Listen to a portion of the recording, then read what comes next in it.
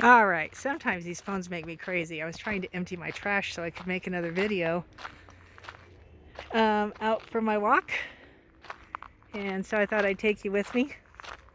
And what I was thinking about was after talking to a client earlier today, and the issue she was having was there's so much going on.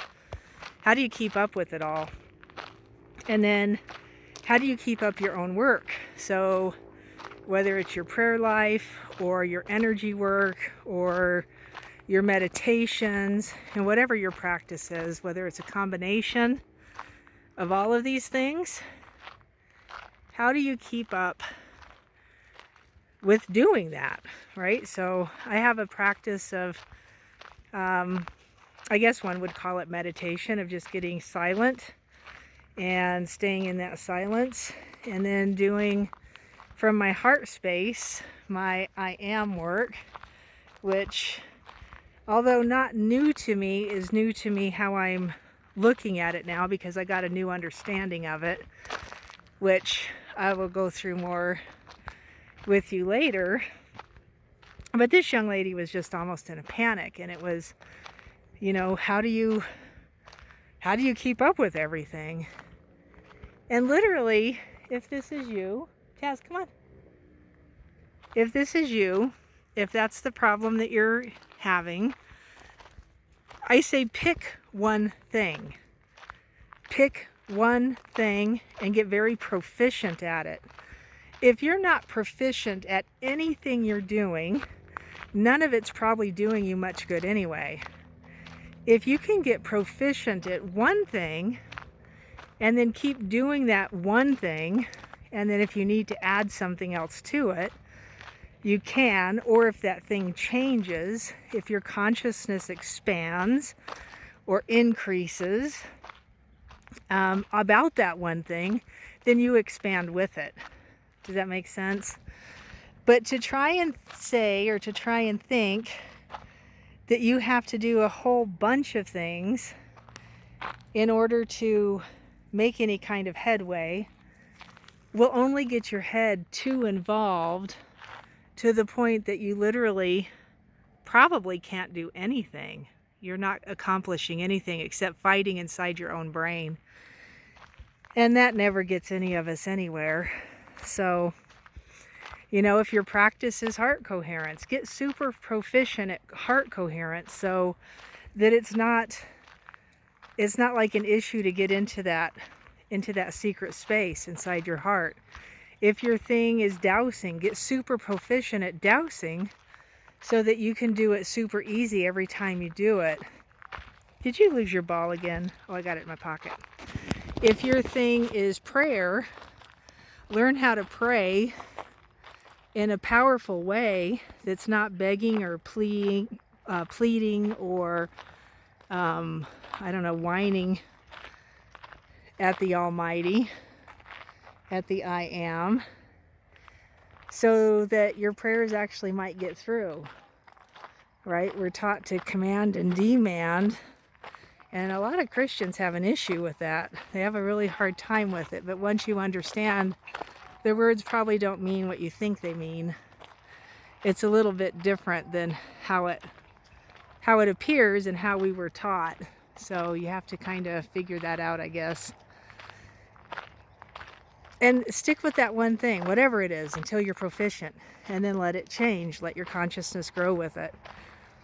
You will find yourself way calmer, right? If it's a brand of energy work, same thing. Stick with it until you're proficient at it, right? Some people will say, well, I tried this and I tried that. Look, there's a little tiny hummingbird at the top of this dead tree. Let's see how close we can get. Oh, there he goes. I don't know if you could see him in the video. You know, we try all these different kinds of energy work, and people will say, well, that didn't work. And my first question is usually, well, how much did you believe in it? And how long did you practice it? How long did you actually do it for? Because if you didn't truly put a serious effort into it, my guess is you're probably right, it didn't work for you. But if you had put a serious effort behind it, it probably would have grown for you. You would have got more conscious with it. Your consciousness would have shifted, and things would have moved along. And I just know this because I know there's a lot of things I have tried and done in the past that I gave a pretty good shot. There's definitely things out there that don't work, or that will send you spiraling if you're not doing it the way it's intended because of what we're taught, right?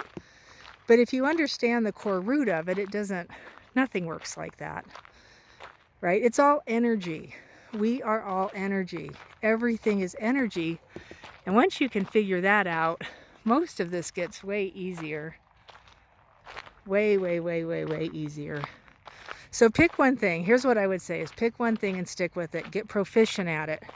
Let it grow your consciousness, or grow in your consciousness, and then shift. Because you will shift. You will either shift or you will be shifted. Taz, I smell a skunk. We are out in the middle. Well, you can see where we're out in the middle of. And there are skunks out here. And I can smell one. Let's see how much further we dare to go. I hope this is helpful. I hope it blesses you. If you're having problems either getting into your heart space, or if you don't understand the work of I Am, if you don't understand it on an energy level, contact me. I'll keep throwing up more videos. I'm starting to get back into this again. I kind of lost my flow after my dad left my house after he was sick. The whole experience kind of sent me sideways, but you know, you regain yourself, and your consciousness grows, and your momentum increases.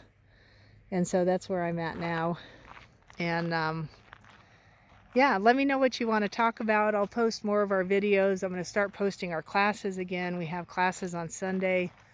Right now it's at 5 p.m. Mountain Standard Time. If you ever want to join one of those, just let me know in an email at mindrewire@protonmail.com, and I will send you a link to jump on that class.